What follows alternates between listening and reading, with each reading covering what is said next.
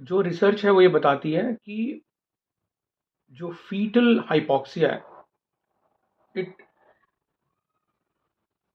it is not the only cause for the autism. There are genetic and environmental factor also which plays an important role to give rise to the problem of autism. वो भी अभी हम discuss करेंगे.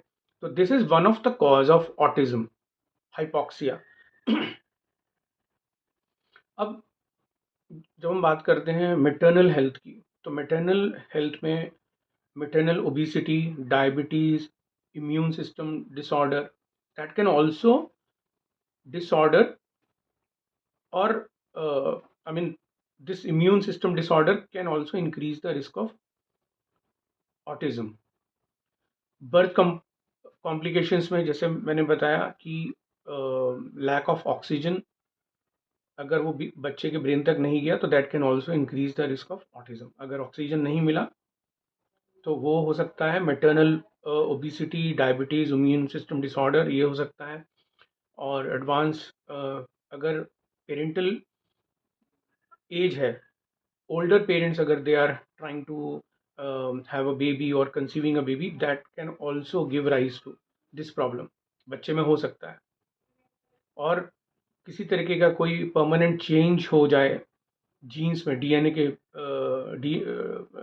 DNA में अगर हो जाए, either in the sperm or egg, that can also increase the risk of autism. तो जब प्रेगनेंसी के दौरान अगर कोई मेटर्नल इन्फेक्शन हो जाए उस दौरान, और ऑटो एंटीबॉडीज बने जो कि फीटल ब्रेन प्रोटीन को इफेक्ट करें, कोई ऑटो इम्यून प्रॉब्लम हो जाए, तो भी ये प्रॉब्लम हो सकती है.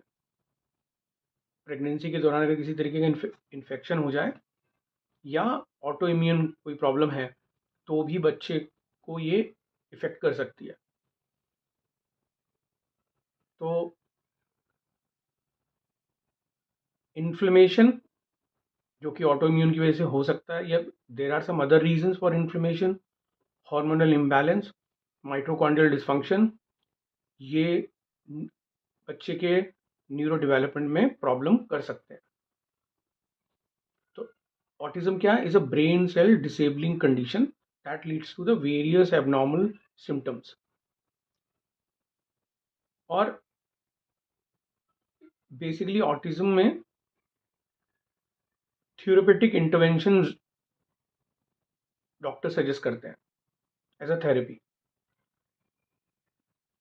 होम्योपैथी भी इसके अंदर एक हद तक काम कर भी सकती है.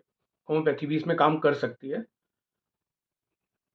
और अगर जैसे थेरेपीज चल रही हैं, ऑपरेशनल थेरेपी चल रही है, स्पीच थेरेपी चल रही है ना, तो इसके साथ साथ अगर हम होम्योपैथी पे भी साथ में बच्चे को अगर रखते हैं तो उससे फ़र्क पड़ सकता है, मगर वो कंसिस्टेंसी और वो तुरंत, मतलब उसको रेगुलर मॉनिटर करना डॉक्टर के साथ एवरी मंथ और 15 डेज मेडिसिन के बाद क्या उसका इम्पैक्ट है, तो होम्योपैथी काम इसमें करती है.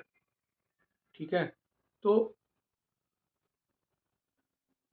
दूसरा, बच्चे की डाइट जिसमें मल्टीविटामिन देना, जिसमें फैटी एसिड का होना, प्रोटीन का होना, प्रोबायोटिक्स का होना, तो ये भी बच्चे की डाइट में अगर अगर उस पर ध्यान दिया जाए तो ये भी बच्चे की हेल्थ में इम्प्रूवमेंट शो करेगा.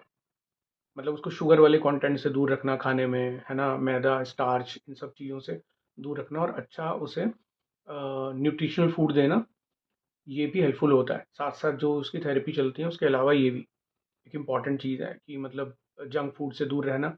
ठीक है. अब प्रेगनेंसी के दौरान क्या क्या जो रीजंस हो सकते हैं, क्या क्या कारण हो सकते हैं जो जिससे प्रॉब्लम हो सकती है, तो देखो, मेटर्नल इन्फेक्शन है, कोई फार्मास्यूटिकल ड्रग का इंटरवेंशन है, उससे कुछ रिएक्शन हुआ, मेटर्नल ओबिसिटी है, कोई जेनेटिक एबनॉर्मलिटीज़ हैं, एयर पोल्यूशन है, alcoholic, that can also play a role, है ना, स्मोकिंग, अल्कोहल, और exposure to environmental toxins, diabetes, gestational diabetes, low birth weight अगर हो उस वक्त, फीटल डिस्ट्रेस हो, मैटरनल एज यानी एज ज़्यादा हो, और उस समय एक्सपोजर हो टॉक्सिन से, वाइटामिन डेफिशिएंसी हो, तो ये सब कारण हो सकते हैं। तो मैटरनल इन्फेक्शन में बेसिकली क्या हो सकता है, किसी भी तरीके का फूड से कोई इन्फेक्शन होना, ठीक है, किसी किसी मेडिसिन के थ्रू होना, तो उस वक्त जो इन्फेक्शन होगा शरीर में, तो बेसिकली बच्चे की ग्रोथ में वो भी उसके में हैम्पर क्रिएट करेगा वो इन्फेक्शन। मैटरनल इन्फेक्शन अगर होगा, अगर प्रेगनेंसी के दौरान कोई जैसे फ्लू हो गया, बैक्टीरियल इन्फेक्शन हो गया, तो उससे जो है, जो जो बेबी ग्रो हो रहा है वूम में, तो उसके ब्रेन डेवलपमेंट में कहीं ना कहीं वो भी एक इंटरवेंशन करेगा वो। किसी भी तरह की कोई फार्मास्यूटिकल ड्रग हो सकती है, वो प्रॉब्लम कर सकता है। जैसे कोई लेडी है और एंटी डिप्रेसेंट वो ले रही है, प्रेगनेंसी की जो 9 महीने की जर्नी है, उस वक्त में कुछ स्ट्रेस से गुजरना हो रहा है due to some, it could be any reason, है ना, तो उसकी वजह से अगर कोई ड्रग वो ले रही है, एंटी डिप्रेसेंट ड्रग वो ले रही है, तो भी हालांकि एडवाइजेबल तो नहीं होता प्रेगनेंसी के दौरान, बट फिर भी ये भी एक एज अ हिस्ट्री डॉक्टर को बतानी पड़ती है। बच्चे के जन्म के बाद अगर जब 2 साल बाद पता लगा कि बच्चे को ऑटिज्म है, तो ये बताना पड़ेगा आपको एज ए हिस्ट्री। ओबिसिटी है, अचानक से प्रेगनेंसी के बाद एकदम से जब वेट बढ़ जाए तो क्या होगा, तो ये भी प्रॉब्लम क्रिएट करेगा। ये भी एक कारण बन सकता है ऑटिज्म वाले बच्चों में। ओवरवेट अगर होते हैं प्रेगनेंसी के दौरान, अगर लेडीज़ होती हैं, तो ये भी कारण हो सकता है, क्योंकि कहीं न कहीं जिसका कनेक्शन है वो डायबिटीज़ से है। मैटरनल एज अगर ज़्यादा है तो उस वक्त भी हार्मोनल प्रॉब्लम होगी, हार्मोनल इम्बैलेंसेस होंगे, तो भी ये कारण बच्चे के ब्रेन डेवलपमेंट में कहीं न कहीं उस वहाँ पे भी एक रिस्क है, ये एक रिस्क फैक्टर है ये। तो तब इसलिए बोलते हैं कि जब एज ज़्यादा है तो डॉक्टर से पूछ के ही कंसीविंग करनी चाहिए, उनकी सलाह के बाद ही। कोई जेनेटिक कोई एबनॉर्मलिटीज़ हैं, हालाँकि इसको पकड़ना बहुत मुश्किल है, जेनेटिक कोई चीज़ को, उसको देखना बहुत मुश्किल होता है, but that could also be one of the reason, कि अगर इसकी भी कोई स्क्रीनिंग इसका कोई टेस्ट होता है, तो अगर वो भी पता चल जाए, तो वो भी किया जा सकता है। किसी भी तरीके का पोल्यूशन हो, चाहे वाटर पोल्यूशन हो, एयर पोल्यूशन हो, during the 9 months pregnancy time, उस वक्त भी ये कारण हो सकता है बच्चों के अंदर ऑटिज़्म की प्रॉब्लम का। डायबिटीज़, है ना, वो एक कारण हो सकता है, इसलिए बार-बार प्रेग्नेंट वुमन में जो शुगर लेवल चेक करने को बोला जाता है।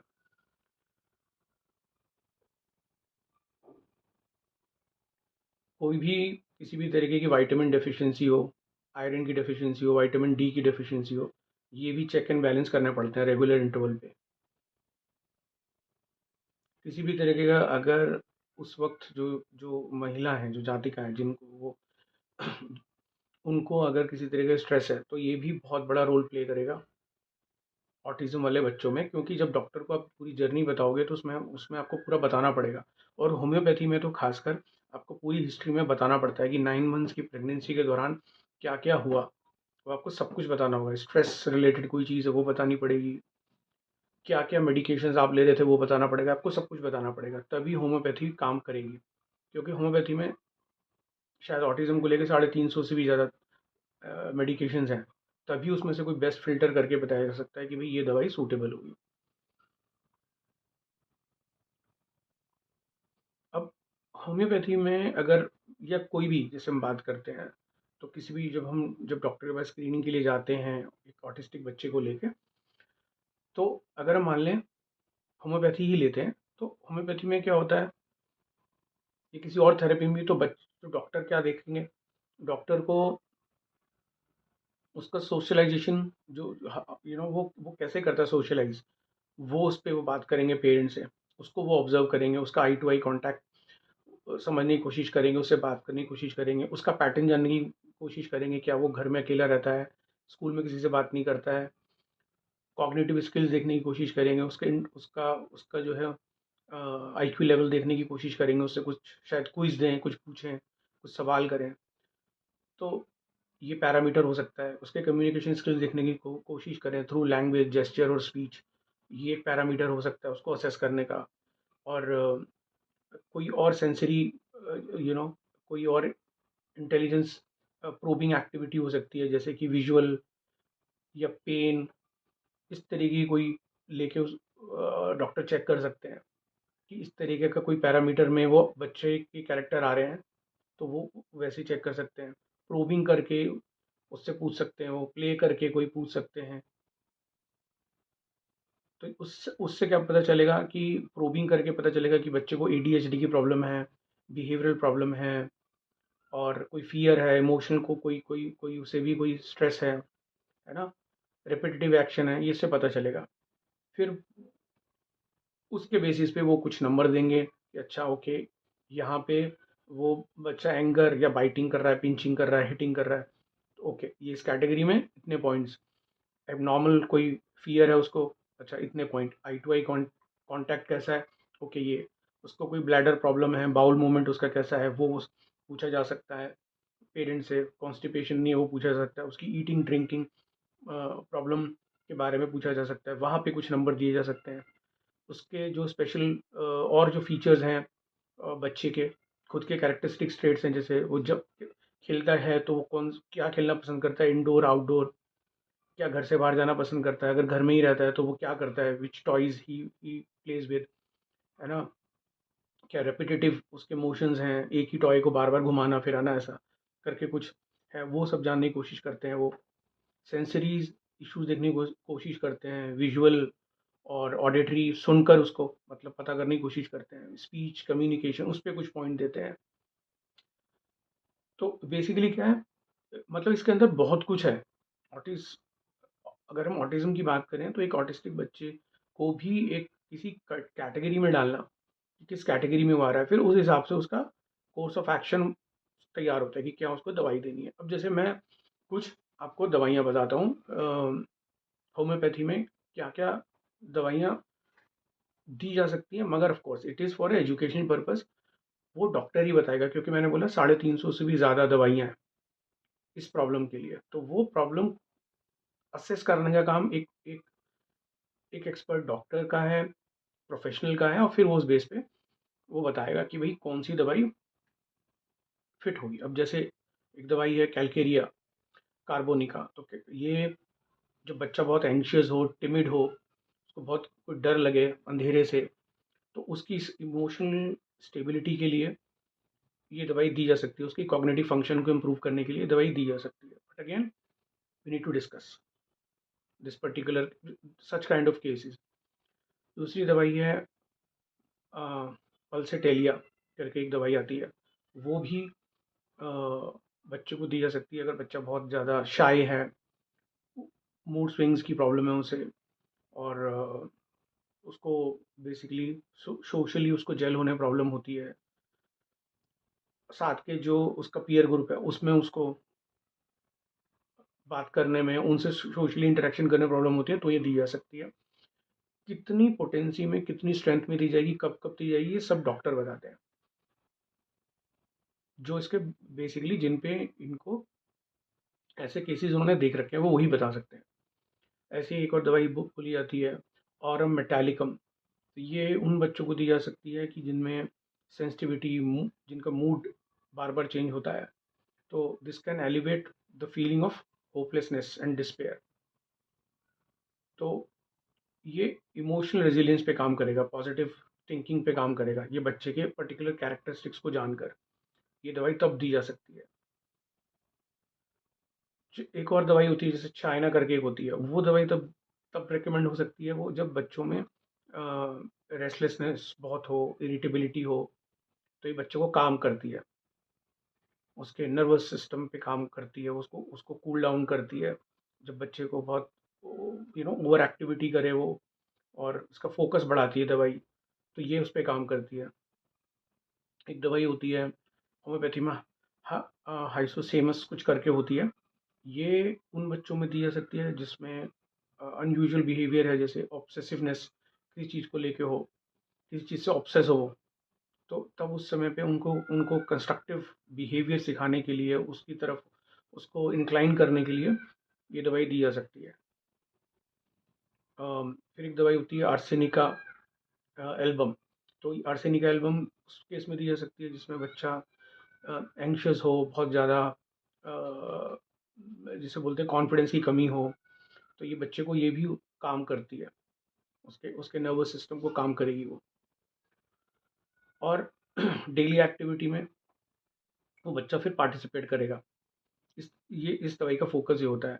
एक और होती है बारिएटा कार्बोनिका। तो ये क्या काम करती है कि ये इसमें जिसमें बेसिकली क्या होता है, सोशल ऑकवर्डनेस जिसमें जिन बच्चों में है, वहाँ पे दवाई दी जा सकती है कॉग्निटिव डेवलपमेंट करने के लिए, ओवर किसी तरीके का फियर ओवरकम करने के लिए, आइसोलेशन में बच्चे जो रहते हैं उस प्रॉब्लम को दूर करने के लिए ये दी जा सकती है। फिर एक होती है सिलिसिया। ये ये दवाई दी जा सकती है मेंटल क्लैरिटी एंड फोकस के लिए। ये बेसिकली जो बच्चों को कंसंट्रेशन में प्रॉब्लम है उस तब ये दी जा सकती है। एकेडमिक्स में परफॉर्मेंस एकेडमिक परफॉर्मेंस अच्छा करने के लिए, उनके सेल्फ एस्टीम को बढ़ाने के लिए ये दवाई दी जा सकती है। फिर एक होती है नेट्रम एम। तो ये तब दी जा सकती है तो जिनमें विड्रॉल सिम्टम होते हैं, तो ये दवाई उनको दी जा सकती है। ये दवाई क्या करेगी, ये उनके इमोशनल जिसको बोलते हैं ना, जो जो बहुत इमोशनली वीक होते हैं, तो ये बेसिकली इस दवाई के थ्रू उनको हेल्दियर रिलेशनशिप बनाने के लिए और उनको इंगेज करने के लिए अपने पीयर ग्रुप के साथ ये तब दी जा सकती है। फिर एक होती है स्ट्रामोनियम करके भी कुछ होती है, तो ये तब दी जा सकती है जब बच्चों को बहुत ज़्यादा फियर और ट्रॉमा हो, तो एंग्जाइटी लेवल बहुत ज़्यादा हो, तब ये दवाई दी जा सकती है। It brings a sense of security and comfort, तो ये तब दी जा सकती है। तो है तो देखो बहुत सारी दवाइयाँ, यही सब अगर हमने जानना अपने मेडिकल एस्ट्रोलॉजी कोर्स में, और हमको थोड़ा बहुत सबका आइडिया है, whether it's allopathy, whether it is therapies, whether it's advance new discoveries in medical science, तो हमको एस्ट्रोलॉजी तो हम करेंगे ही, उसका तो चार्ट हम देखेंगे ही, वो हम वैसे भी देखेंगे, हम कोई कर्स है उसके थ्रू भी हम समझेंगे, क्योंकि डीएनए एस्ट्रोलॉजी में मैंने तुम्हें वो सब कर्सेस बताए हैं। मगर अगर हमको कहीं ना कहीं दवाइयाँ पता है और हमको पता है कि कब किस प्रॉब्लम में हम कौन सा ट्रीटमेंट सजेस्ट कर सकते हैं, तो भी क्लाइंट को बहुत बेनिफिट होता है। इधर उधर वो भटकने से अच्छा है कि हम उनको बताएं कि आप ये करिए। इस तरीके की दवाइयाँ हैं। तो क्योंकि होम्योपैथी का जो काम होता है वो सिम्टम पे तो वो काम करेंगे ही करेंगे, मगर उनका अंडरलाइन जो कॉज है ना, उस पे वो काम करती है होम्योपैथी, क्योंकि वो बेसिकली पास्ट हिस्ट्री वो देखती है किसी भी जातक जातिका बच्चे की, फिर उस बेस पे इवैल्यूएशन होता है, फिर दवाई सजेस्ट की जाती है।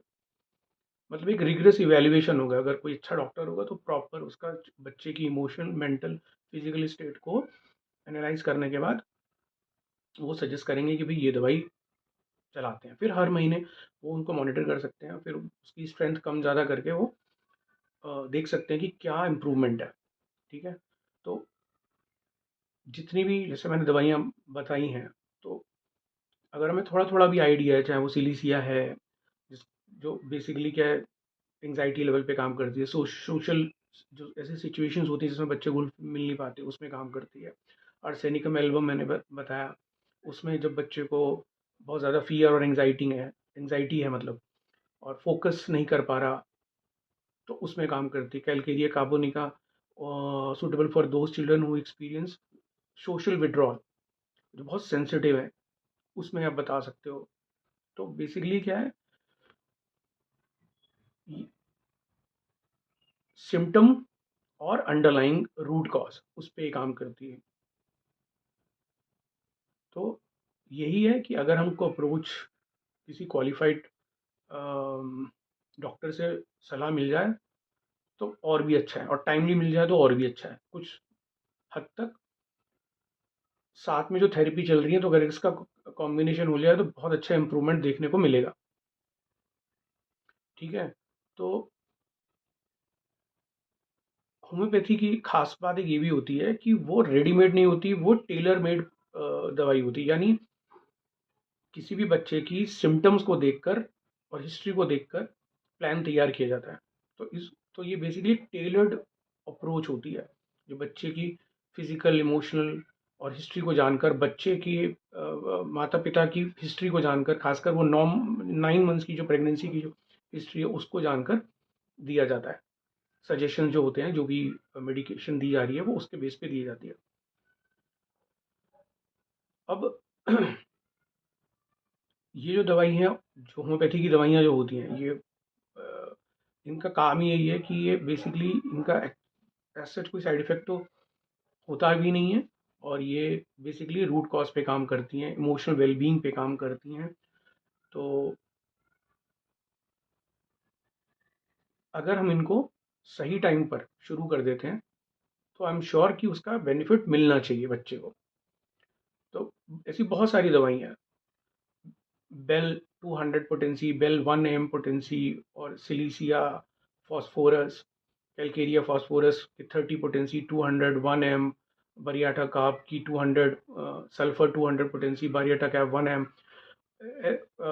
काली फॉस्फोरस, कॉफिया, ये बहुत सारी हैं मैंने जैसे बोला। और हर हर प्रॉब्लम के लिए डिफरेंट डिफरेंट दवाइयाँ हैं, मगर वो सब कुछ कौन चेक करेगा, एनालाइज कौन करेगा, वो डॉक्टर ही करेगा। जैसे जो बरियाटा काव है, वो जब बच्चे की कम्युनिकेशन स्किल्स और लैंग्वेज में प्रॉब्लम हो, पुअर सोशलाइजिंग स्किल्स हो, तब वो दे सकते हैं आप। ठीक है। काली फॉस्फोरस तब दे सकते हैं जब कोई नर्वस एजिटेशन हो रहा है जिसकी वजह से बच्चे को नींद नहीं आ रही, तब वो दिया जा सकता है। ओके। कि कब ब्लैडर रिलेटेड प्रॉब्लम है, बेड वेटिंग है, तो उसमें कुछ और दिया जा सकता है। अगर आई कांटेक्ट में प्रॉब्लम है, कोई पोस्ट वैक्सीनेशन जैसा कोई सिम्टम आया है, कि यानी पेरेंट्स को लगा है कि जब ये वैक्सीनेशन, कोई सर्टन वैक्सीनेशन दी गई है बच्चे को 2 साल या 1.5 साल के बाद, और उसके 6 महीने बाद उन्होंने पेरेंट्स ने नोटिस किया कि ये हमें प्रॉब्लम दिख रही है, तो कहते हैं क्योंकि जो वैक्सीनेशन होते हैं अलग अलग बीमारियों के लिए, तो वो भी कहीं ना कहीं प्रॉब्लम कर सकता है। देर इज़ नो प्रॉपर और जिसका कोई मतलब पुख्ता तौर पे कोई एविडेंस तो नहीं है, बट ऐसा डॉक्टर को न्यू स्टडीज में लगता है कि भाई ये हो सकता है, vaccination could also be one of the reason. ठीक है। तो हाइपर एक्टिविटी के लिए, शॉर्ट टर्म अटेंशन स्पैन है उसके लिए अलग हो सकती है। किसी को ऑडियो विजुअल सेंसिटिविटी की प्रॉब्लम है तो उसमें कुछ और हो सकता है। किसी कोई अननेचुरल फियर है, डार्क में जाने से, अंधेरे में जाने से है, तब अलग दिया जा सकता है। ईटिंग ड्रिंकिंग उसका डिसफंक्शन है, वो प्रॉपरली खा नहीं पाता है, स्पून को ढंग से होल्ड नहीं कर पाता है, प्लेट को ढंग से होल्ड नहीं कर पाता है, तब उसमें कोई और दवाई दी जा सकती है। मतलब इसमें ऑप्शंस बहुत हैं, क्योंकि क्या है, कहीं ना कहीं आपको ये देखना है कि सेफ, मतलब जो सेफ साइड कौन सी है। तो सेफ साइड में होम्योपैथी इज सेफ साइड, है ना। तो इस तरीके से आप चूज कर सकते हैं। मतलब पेरेंट्स और डॉक्टर का फिर फाइनली काम है कि कौन सा दवाई उसके कैरेक्टरिस्टिक्स को सूट कर रही है, तब हम दे सकते हैं, है ना। अब देखो, जो ऑटिज्म है वो बेसिकली, जैसे मैंने बोला था कि अ, इसका जो कनेक्शन है वो न्यूरो से है। तो न्यूरो क्या होते हैं, ये केमिकल मैसेंजर है जो कि कैरी करते हैं मैसेजेस को from one nerve cell to across the different nerve cell और ग्लैंड सेल और मसल सेल। और ये मैसेजेस हेल्प करते हैं लिम्स को, जिसे बोलते हैं, सेंसेशन में, हार्ट बीट में, और किसी भी तरीके की और इन्फॉर्मेशन को पास ऑन करने में। तो बॉडी मतलब कैसे काम कर रही है, बॉडी न्यूरो से ही काम कर रही है। उनके केमिकल जो मैसेजेस जो एक नर्व से दूसरे नर्व पे पास हो रहे हैं, बॉडी तब काम कर रही है। तो न्यूरो क्या है, it is a chemical messenger that your body can't function without it. Body को केमिकल मैसेंजर्स चाहिए ही चाहिए। तो इनका काम है एक मैसेज को एक न्यूरॉन से दूसरी नर्व सेल, दूसरे न्यूरॉन तक, नेक्स्ट जो टारगेट सेल है वहां तक ले आना, और फिर कम्युनिकेशन कराना। बिकॉज बॉडी क्या है, एक वास्ट नेटवर्क ऑफ नर्व है जो कि इन मैसेजेस को सेंड एंड रिसीव करती है, like a electrical signal from one nerve cell to different nerve cell. और यही नर्व सेल क्या करते हैं, कंट्रोल करते हैं आपके ब्रेन से लेके योर मसल